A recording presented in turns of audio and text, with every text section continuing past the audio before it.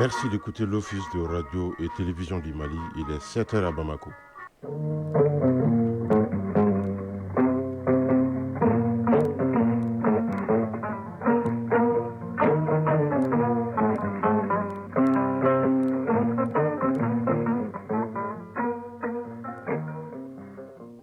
Le journal. Oumar Moussa Traoré. Mercredi 16 juillet 2025, bonjour et bienvenue. Ciel généralement nuageux sur Bamako où 33 degrés sont attendus comme température maximale au cours de la journée. Le mercure ne devrait pas descendre sous la barre des 24 degrés affichés en ce moment. À la une de l'actualité de ce matin, les membres du comité de suivi et évaluation de la mise en œuvre des recommandations des Assises nationales de la refondation, Sincère ANR, ont procédé hier avec le ministre de l'économie et des finances à un constat d'étape de l'économie nationale. Comment relancer l'économie de notre pays? Voilà la question du fond qui était au centre des échanges. Le locataire de l'hôtel des finances Alousseni Sanou a décrit une économie malienne très résiliente et en bonne santé, bâtie sur une hypothèse de croissance de 6% cette année, une croissance qui s'améliore d'année en année. Le point dès le début de cette édition avec Alousseni Touré. Autre titre de l'actualité de ce mercredi 16 juillet 2025, 6 milliards et demi de francs CFA, c'est le coût du nouveau projet dénommé Programme Pistes et Infrastructures pour la paix au profit des régions de Kita et Caille. Il est entièrement financé par la coopération allemande KfW et devrait contribuer à la stabilisation des régions sud de notre pays par la construction de pistes rurales et d'infrastructures économiques susceptibles de booster le développement de ces régions. Et puis chronique de l'environnement, dans le rendez-vous du mercredi, Agibou Koulibaly poursuit son dossier sur la pollution plastique. Aujourd'hui, il nous parle du rôle que les artistes pourraient jouer en vue d'un changement de comportement des populations. Enfin, en sport football, on parlera de la CAN féminine Maroc 2025. Les ex-dames, après leur qualification pour les quarts de finale, doivent montrer un visage plus concurrent face au pays hôte, le Maroc, vendredi prochain. Pour mémoire, les nôtres s'étaient lourdement inclinés lors du dernier match de poule face à l'Afrique du Sud, 0-4. Et puis, au plan national, nous dirons un mot du Caridas du championnat national féminin. Le titre de champion se jouera dimanche entre l'ISFAS et l'AS Mandé. La synthèse de l'actualité sportive, ce sera avec Arudou Matina. Voilà pour le sommaire.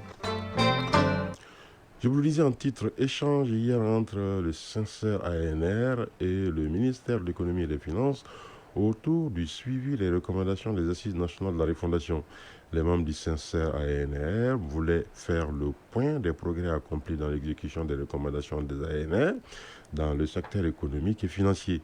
Au terme des échanges, les visiteurs se sont dit satisfaits des réponses fournies par le ministre et ses collaborateurs. Le point de cette rencontre avec Alousseni Touré. En rencontrant le ministre de l'économie et des finances et ses collaborateurs, le Sincère ANR veut établir un bilan périodique dans le secteur. Amadou Tcheoulé Diara, coordinateur du Sincère ANR. La relance de la croissance économique est tant attendue par les Maliennes et Maliens avec l'espoir que les entreprises restaurées et celles naissantes vont produire des richesses profitables à tous. Tel est le point A3.1.5 en cours de réalisation faisant l'objet de notre rencontre. Prenant la parole, le ministre de l'économie et des finances a dépeint un pays résilient et économiquement stable au vu des statistiques actuelles. Alousseni Sanou. Nous avons une économie en très bonne santé. D'année en année, on a eu un taux de croissance qui s'est amélioré. On a passé à 3,1% de taux de croissance en 2021 pour passer à 3,7, 4,2, 5,7, 5,9 en 2024. Nous prévoyons 6 en 2025. Des propos qui ont donné confiance aux hôtes de l'hôtel des finances qui n'ont pas manqué d'exprimer leur satisfaction. Dr Bougouma Sogoba, rapporteur du Sincère ANR. Nous avons vu qu'il y a une vision stratégique avec différents projets structurants et la clé, c'est qu'il y a des produits clés identifiés qui commencent par l'agriculture et tous les secteurs qui brodent autour de l'agriculture afin de relancer l'économie du Mali. Pour sa part, le ministre des Finances estime que sur les 20 mesures, 13 sont en très bonne exécution, le reste dépendant de certaines contingences. Alousseni Sanou, ministre de l'économie et des finances. Nous avons effectivement expliqué que la vision Mali 2063, Mali Kouranyeta Sraka Ben Samba Flani Bioronis Savama et la stratégie nationale pour l'émergence et le développement durable 2024-2033 ont été bâtis donc sur la base donc de l'existant, sur la base d'une bonne revue documentaire et également sur la base donc des atouts que le Mali a aujourd'hui. Les membres du sincère ANR qui ont déjà rendu visite à d'autres acteurs poursuivent dans cette dynamique pour contribuer à asseoir le processus de refondation voulu et demandé par les Maliens. Sur un autre registre à présent, les acteurs de la justice sont réunis à Bamako à la faveur du Forum des magistrats. Au cœur de cette rencontre, la loi pénale et le phénomène de l'esclavage et les pratiques assimilées. Des communications sont prévues sur ces différents textes. Les acteurs de la justice disposeront donc d'outils pédagogiques pour mieux faire face au phénomène de l'esclavage et des pratiques assimilées. Le thème retenu pour ce forum est Code pénal et Code de procédure pénale, texte sur l'organisation judiciaire avec un focus sur l'esclavage et autres pratiques assimilées, la traite des personnes et le trafic des migrants. Boubacar Bablé Touré pour plus de détails. Le département en charge de la justice et son partenaire OIT, Organisation internationale du travail, dans une dynamique de renforcement des capacités des acteurs de la justice sur les textes des nouveaux codes pénals et codes de procédure pénale. Des textes qui permettront à ces défenseurs des droits de l'homme de mieux lutter contre un certain nombre de phénomènes, ceux de l'esclavage et les pratiques assimilées. C'est à la faveur du Forum des magistrats. Jean-Marie Kabogo, représentant de la coordonnatrice pays de l'OIT. À l'instar de cet important forum, l'OIT a atteint, entre autres, les résultats ci-après. Accompagnement du gouvernement du Mali à criminaliser l'esclavage dans sa constitution du 22 juillet 2023. Ensuite, à le réprimer avec la traite des personnes et le trafic illicite des migrants dans le nouveau code pénal et le code de procédure pénale. Financé par l'ambassade des États-Unis au Mali, le thème retenu est Code pénal et Code de procédure pénale, texte sur l'organisation judiciaire avec un focus sur l'esclavage et les pratiques assimilées, la traite des personnes et le trafic des migrants. Rakna Kourounen, ambassadeur des États-Unis au Mali. La lutte contre l'esclavage et la traite des êtres humains n'est pas seulement un défi juridique ou institutionnel. C'est un impératif moral. Cette lutte demande les efforts collectifs des gouvernements, des organisations internationales et la société civile. Mamoudou Kassongué, ministre de la Justice, des droits de l'homme, garde des Sceaux. Cet atelier est l'occasion de réfléchir ensemble aux enjeux spécifiques auxquels nous sommes confrontés, de partager nos meilleures pratiques et de renforcer notre collaboration avec la société pour réprimer, afin de bouter hors de notre pays ces pratiques inhumaines, cruelles et dégradantes liées à l'esclavage, à la traite des personnes et au trafic des migrants. Ce forum qui regroupe les magistrats, les acteurs de la justice et les défenseurs des droits de l'homme va durer 3 jours. Autre titre de l'actualité de ce matin, les régions de Kayi et Kita viennent de bénéficier d'un nouveau projet dénommé Programme Pistes et Infrastructures pour la paix. Il est entièrement financé par la coopération allemande KfW à hauteur de 6 milliards et demi de francs CFA. Il devrait contribuer à la stabilisation des régions sud de notre pays par la construction de pistes rurales et d'infrastructures économiques susceptibles de booster le développement de ces régions. Le lancement officiel a eu lieu en présence des acteurs et de notre équipe de reportage. Les précisions de Mahamadou Alioubari de la station régionale de Kita. Plus de 6,5 milliards de francs CFA sur le coût du nouveau projet qui vient d'être lancé dans la région de Kita. Le projet dénommé Programme Pistes et Infrastructures pour la paix, PIP, est entièrement financé par la coopération allemande KfW et mise en œuvre par Wilfe Hunger Hilfe, WHH et Donilab pour une durée de 4 ans dans les régions de Kita et Kayi. Aruna Diallo, maire de la commune rurale de Liberté d'Embaya. C'est un programme qui est très structurant, un programme de développement local. Bienvenue Vivalia, manager du projet WHH Kita Kayi. C'est un programme ouvert, piste et infrastructure pour la paix, qui va se dérouler au fait dans les 14 communes qu'on vient de cibler à Kayi et à Kita, avec 70% des consommations budgétaires au niveau de la région de Kita pour renforcer l'autorité locale, la nouvelle région de Kita. Un des objectifs du projet est de contribuer à la stabilisation des régions sud du Mali à travers le développement économique par le biais de construction des pistes rurales, infrastructures économiques, des investissements dans les activités génératrices de revenus. Eré Alain Diodo, expert chargé du secteur décentralisation KFW. Je voudrais saisir cette occasion pour réaffirmer la constante volonté de la République fédérale d'Allemagne à s'engager auprès du peuple malien dans ces inlassables efforts de recherche de la paix, de renforcement de la cohésion sociale, de stabilisation et de développement. Daouda Maïga, gouverneur de la région de Kita. Je voudrais exprimer ma gratitude ainsi que les remerciements du gouvernement de la République du Mali au gouvernement de la République fédérale d'Allemagne, partenaire de longue date de la République du Mali, pour son accompagnement dans ses efforts de lutte contre la pauvreté, de dynamisation des systèmes de production locaux et par ricochet de stabilisation du tissu social, gage de paix et de développement harmonieux. Au cours des travaux de lancement du projet, toutes les parties prenantes ont été informées et sensibilisées sur les objectifs et les avantages du projet. Une présentation détaillée a aussi facilité la compréhension des activités prévues et les modalités d'intervention du projet. Kita, Mohamed Aloubari Nouhoun Kamara, Mohamed Fabrice Kambo pour l'ORTM.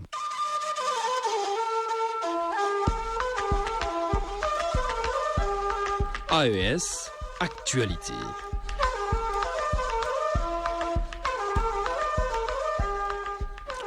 Le premier volet de l'actualité AES qui nous conduit au Burkina Faso, où Ouagadougou, la capitale, accueille du 14 au 18 juillet la 26e réunion statutaire annuelle des présidents et conseillers des cours des comptes de l'UEMOA.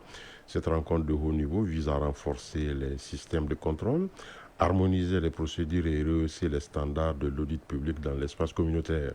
Le thème retenu cette année est « Renforcer la reddition des comptes pour une gouvernance publique responsable et moderne ».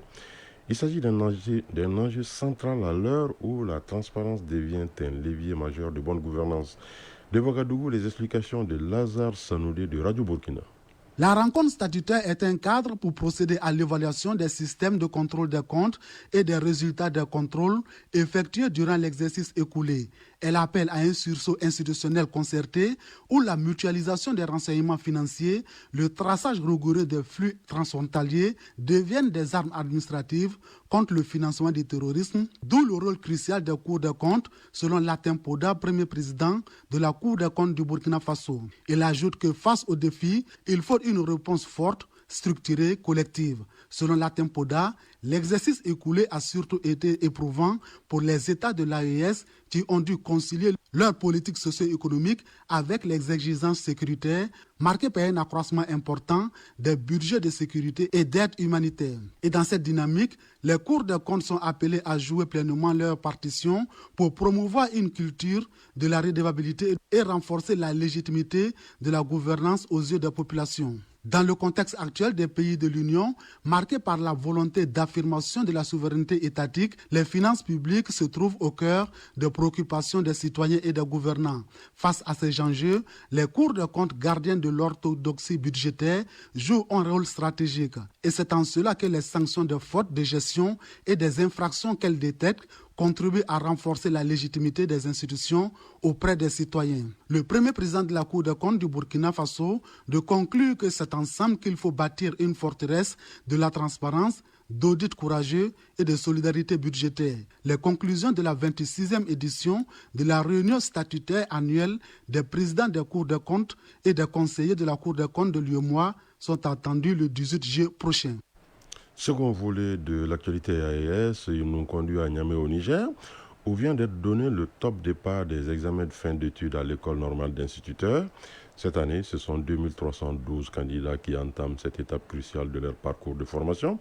Un moment décisif pour ces futurs enseignants, porteurs d'espoir pour l'avenir du système éducatif nigérien. Lavali Oumarou Sabo de la Voix du Sahel nous fait le point depuis Niamey.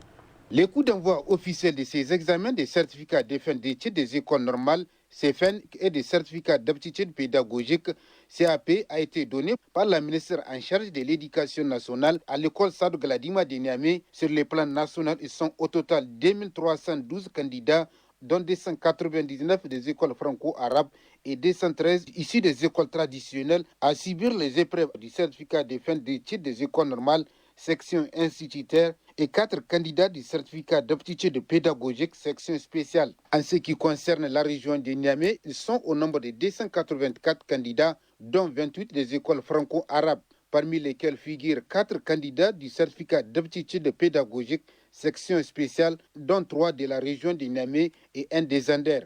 En ouvrant la première enveloppe contenant les épreuves de psychopédagogie, la ministre Dr Elisabeth Cherif a indiqué que l'État compte sur ses futurs enseignants pour la refondation du système éducatif nigérien. Pour renforcer l'intégrité au sein de nos écoles, des valeurs du respect, du travail, la quête de l'excellence et du mérite. La refondation du système éducatif nigérien ne peut pas faire l'économie d'enseignants intègres, dévoués. Et nous comptons sur vous, pas seulement pour ces examens, mais pour la suite. Prenant la parole à cette occasion, le gouverneur de la région de Niamey, le général de division Asman Abdou Harouna, a prodigué des sages conseils aux candidats. Vous êtes des élèves maîtres. Vous allez devoir transmettre le savoir. Nous sommes venus vous souhaiter bonne chance. L'année s'est déroulée normalement et nous espérons que les résultats seront à la hauteur de nos attentes. Lisez bien le sujet, soyez sûrs que vous avez compris. Les épreuves de ces examens se dérouleront sur 5 jours et porteront sur les disciplines pédagogiques et les matières académiques. Un mot de l'actualité hors des frontières de la Confédération de l'AES et direction le Sénégal, où le président Bassirou Diomaye Faye se défend de tout conflit avec son premier ministre Ousmane Sonko, son allié de longue date. Ce dernier l'a ouvertement critiqué la semaine dernière. Sonko, également chef du parti au pouvoir, le PASTEF, patriote africain du Sénégal pour le travail, l'éthique et la fraternité, a reproché au président Faye son présumé manque de soutien face aux attaques dont il dit faire l'objet de la part notamment d'opposants et d'activistes. Il avait en outre dénoncé un problème d'autorité au Sénégal lors d'une réunion de son parti à Dakar le 10 juillet dernier. Le chef de l'État s'est exprimé lundi soir en recevant un rapport issu d'une concertation nationale pour réformer le système politique et consolider la démocratie dans le pays. La France et la Guinée équatoriale devant la Cour internationale de justice concernant un hôtel particulier parisien. La Guinée équatoriale a qualifié les actions de la France de paternalistes et néocoloniales dans cette affaire. C'était hier devant la plus haute juridiction de l'ONU, dans le dernier épisode d'une longue bataille juridique au sujet d'un luxueux hôtel particulier parisien confisqué par les autorités françaises. La Guinée équatoriale a demandé à la Cour internationale de justice de rendre des ordonnances d'urgence contre la France concernant l'immeuble. Celui-ci avait été saisi après la condamnation par la justice française du vice-président équato-guinéen Théodoro Nguema Obiang-Magué pour corruption. Au Soudan, 48 civils ont été tués dans une attaque menée par les forces de soutien rapide. L'annonce a été faite par l'ONG Emergency Laware. Les paramilitaires des FSR ont pris d'assaut un village du nord Kordofan, dans le centre du pays. Des femmes et des enfants figurent parmi les victimes. Ils ont en outre incendié des habitations et pillé des biens, toujours selon l'ONG. La capitale soudanaise a été reprise par l'armée au FSR en mars. Depuis, les paramilitaires sont partis à l'assaut d'autres territoires dans le pays. La question de l'adaptation des zones urbaines face aux événements climatiques extrêmes est à nouveau soulevée aux États-Unis d'Amérique. D'importantes inondations ont touché la région de New York et l'État de New Jersey dans la nuit de lundi à mardi à la suite de pluies diluviennes provoquées par un système orageux stationnaire. Les services météorologiques ont enregistré des cumuls de précipitations exceptionnels, provoquant d'importantes perturbations dans les transports et plusieurs opérations de secours. Le gouverneur du New Jersey, Phil Murphy, a déclaré l'état d'urgence dans plusieurs comtés, appelant les habitants à rester chez eux. Au Brésil, le parquet réclame la condamnation de l'ancien président Jair Bolsonaro pour coup d'État, l'ex-chef d'État d'extrême droite accusé d'être le leader d'une organisation criminelle ayant conspiré pour son maintien au pouvoir, quel que soit le résultat de l'élection présidentielle de 2022, s'est dit victime d'une persécution politique. Son procès a provoqué une crise diplomatique entre le Brésil et les États-Unis. Bolsonaro, qui a été président de 2019 à 2022, encourt jusqu'à 40 ans de prison. La page sport dans un instant.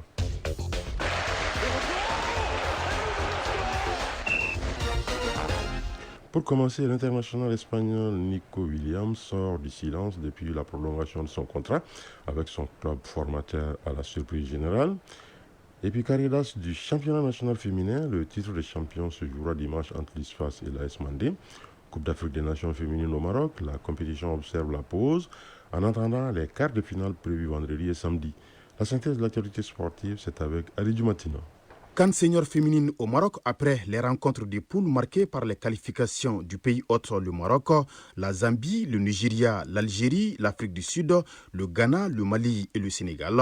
Place au quart de finale qui débute vendredi par le duel Nigeria-Zambie.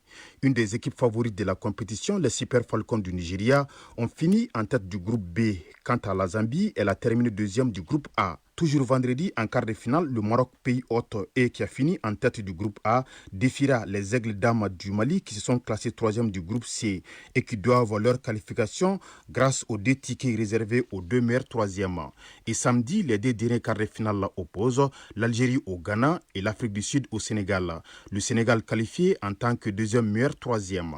Caridas du championnat national féminin, la 6e et dernière journée est déjà programmée par la Fédération malienne de football. Demain jeudi, les Amazones de la commune 5 affrontent les Super Lions dans un match sans enjeu. Et dimanche, au stade Mamadou Konaté, il y aura la rencontre ISFAS AS Mandé. L'affiche s'avère comme une finale. Avec 12 points, soit 2 points d'avance sur l'AS Mandé, l'ISFAS n'a besoin que de nul pour être sacrée championne. Quant à l'AS Mandé, elle doit impérativement gagner pour s'offrir le titre de champion. Toujours football au plan national, monté en première division, la compétition se jouera finalement à Bamako du 19 au 31 juillet. Ainsi en a décidé la Fédération malienne de football, organisatrice de la compétition. C'est là malgré le souhait de plusieurs ligues régionales qui voulaient que le tournoi soit joué cette année dans les régions. Pour ce tournoi de montée, le groupe A enregistre le CEP Balanzan de Ségou, Arsenal Talent Sportif ATS de Mopti, Tombouctou Football Club, Eluige de Kidal et Derby Academy de la Ligue de Bamako. Le groupe B lui comporte l'association sportive de Kaya, CF Malikroa de Koulikoro, AS Douane de Sikasso et Sony AC de Gao. L'information est tombée il y a quelques jours. L'équipe nationale des cadets, devant jouer le tournoi UFOA de la catégorie prévue ici à Bamako au mois d'octobre, a été confiée à Demba Mamadou Traoré. L'ancien entraîneur du Djouliba Athletic Club devra ainsi bâtir une nouvelle équipe nationale des cadets pour ce tournoi. Quant à Adama Djefla Diallo, il poursuivra sa préparation avec son groupe qui doit participer à la Coupe du Monde des cadets. Sidi Bekay Makassa, secrétaire général de la Fédération malienne de football. Nous avons la Coupe des cadets au niveau de l'UFO, au niveau de la zone, qui est qualificatif à la Coupe d'Afrique. Cela va se jouer chez nous en octobre. Et en octobre déjà, l'équipe qui existe déjà, qui est entraînée par Adama Djefla, est qualifiée pour la Coupe du Monde. Donc, c'est sa période de préparation. Ça, on était buté à 2 choses. Soit on les laisse se préparer ici, avec la compétition de l'UFO, et aller à la Coupe du Monde, ou on était obligé de faire 2 équipes de cadets. Quelques nouvelles. L'ancien défenseur Kolo Touré intègre officiellement le staff de Pep Guardiola à Manchester City comme entraîneur adjoint. L'Ivoirien qui était tout récemment adjoint de Pep Guardiola lors de la Coupe du Monde des clubs est désormais confirmé. Champion d'Afrique en 2015 avec la Côte d'Ivoire, Kolo Touré a joué durant 4 ans à Manchester City, remportant la Coupe d'Angleterre en 2011, puis le championnat en 2012. Depuis sa retraite en 2017, l'ex-défenseur a passé 3 ans en tant qu'adjoint à Leicester, puis 2 mois à Wigan de 2 anglaises comme entraîneur principal. Le talentueux ailier espagnol Nico Williams sort du silence après sa prolongation surprise. Annoncé très proche du FC Barcelone, à tel point qu'un pré-accord entre le Barça et le joueur basque était déjà signé. Mais finalement, à la surprise générale, le joueur a décidé de prolonger avec son club formateur. Discret jusqu'à présent, Nico Williams vient de s'exprimer pour la première fois en expliquant les raisons qui l'ont poussé à renouveler son bail. J'aimerais continuer à écrire l'histoire à Bilbao avec mon grand frère. Nous avons des titres très ambitieux en jeu, comme la Ligue des Champions, a-t-il ajouté. Certainement des mots qui ne vont pas plaire au Barça qui misait énormément sur le joueur. Chronique de l'environnement. Dans un pays où la musique, le théâtre, le cinéma et même l'humour façonnent les mentalités, les artistes sont plus que des créateurs. Ils sont des voix qui portent, des visages qui inspirent, des leaders d'opinion. En les associant à la lutte contre la pollution plastique, le Mali se donne ainsi un puissant levier de sensibilisation, car un message transmis par un artiste est susceptible d'éveiller les consciences plus rapidement qu'un discours officiel. Quand les artistes s'engagent, la lutte contre la pollution plastique entre rythme et responsabilité, c'est le sujet de la chronique de l'environnement, une réalisation de Agibou Koulibaly. Les sachets plastiques ont envahi notre quotidien. Les rues, les caniveaux, les marchés et les champs en sont remplis. Les campagnes de sensibilisation classiques peinent parfois à produire des effets durables. Alors pourquoi ne pas faire appel à ceux que le public écoute, suit et admire? Ils ont la magie de transformer des mots en émotions. Et quand un message écologique est porté par une voix célèbre, il pénètre les cœurs. Yébi Kouyaté, Griotte à Badjangara. Les sachets plastiques que nous utilisons au quotidien ont de nombreux inconvénients. Ils obstruent nos caniveaux, surtout en saison des pluies, provoquant des inondations dans nos quartiers. Les plastiques sont également dangereux pour les animaux qui peuvent les avaler ou s'y retrouver piégés. Je lance un appel à tous les Maliens. Ne jetons plus les sachets plastiques dans les rues. Habib Kouyaté, artiste musicien, propose même d'aller plus loin. Franchement, il faut qu'on en parle. Pour qu'on en parle, il faut que beaucoup de nous en parlent, pour qu'il y ait beaucoup de communication autour. Nous avons la chance d'avoir les réseaux et on a la chance aussi d'avoir les artistes qui sont souvent invités sur des plateaux. Et ces artistes doivent être sensibilisés à faire une parenthèse pendant leur émission choisie par eux concernant les sachets plastiques. Donc, cette communication doit passer dans toutes les radios. Les artistes sont aussi des agents de transformation sociale. En leur donnant les moyens, l'espace et la reconnaissance, ils peuvent contribuer à faire de la lutte contre les sachets plastiques une cause populaire et mobilisatrice. Dr Ousmane Di Petit Gouro, artiste musiciens. Les artistes doivent faire des enregistrements audio ou des films pour sensibiliser leurs différentes populations sur les conséquences de ces sachets plastiques. Le message que moi je peux lancer à nos différentes populations, c'est qu'ils prennent soin de leur environnement. Les mots touchent, la musique reste, l'image frappe.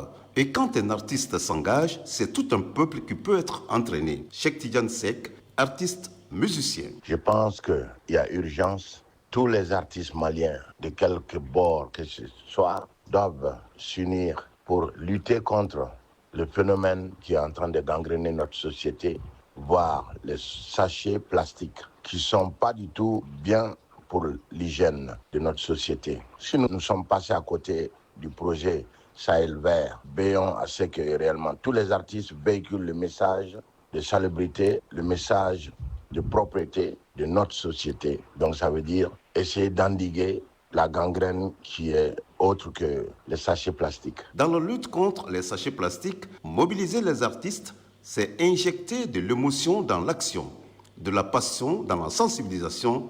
Il est temps de faire de l'art une arme pacifique dans la lutte contre les sachets plastiques au Mali.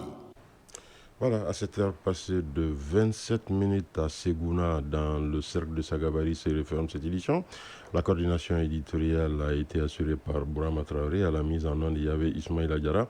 Merci d'avoir été de notre prochain rendez-vous des infos. 13h, vous retrouverez Aïssata Saliou Maïga. Mais d'ici là, vous allez pouvoir suivre tout à l'heure la page météo avec Djeneba Doumbia. Les avis et communiqués avec Moussa Koulibaly. Retrouvez cette édition sur www.ortem.ml et sur l'ensemble de nos plateformes digitales. La mise en ligne de la présente a été assurée par Mohamed Koulibaly. Excellente suite de programmes sur l'ORTM.